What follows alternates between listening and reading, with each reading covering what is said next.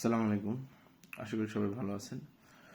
ছোটবেলায় আমরা যেভাবে বড় হয়েছি আর কি, বা আমাদেরকে ছোটবেলায় যে জিনিসটা শিক্ষা দেওয়া হয়েছে যে তুমি এই জিনিসটা করো, এই জিনিসটা করলে তুমি অনেক সুখী থাকতে পারবা, বা তুমি ওই জিনিসটা করো বা ওই কাজটা করো তাহলে তুমি অনেক সুখে থাকতে পারবা।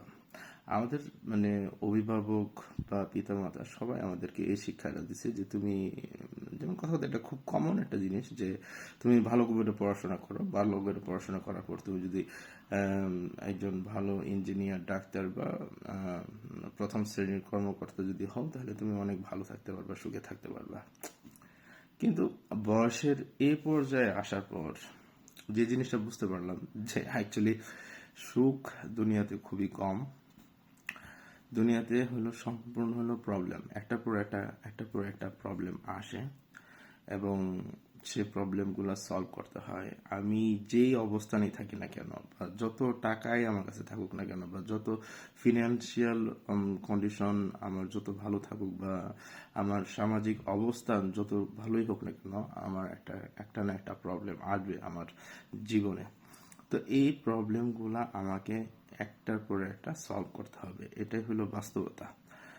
আমরা আসলে আমাদের ছোট যারা আছে বা কথা বা আমাদের সন্তানদেরকে আমরা যে একটা, আমি মনে করি এটা একটা ভুল শিক্ষা যে ছোটবেলায় আমরা ওইভাবে শিক্ষা দিই যে তুমি এই জিনিসটা করো বা এইভাবে করো বা এটা করো ওইটা করো, ওইটা করলে তুমি ভালো থাকতে পারবা, অনেকটা দিন তোমার আরাম এসে যাবে।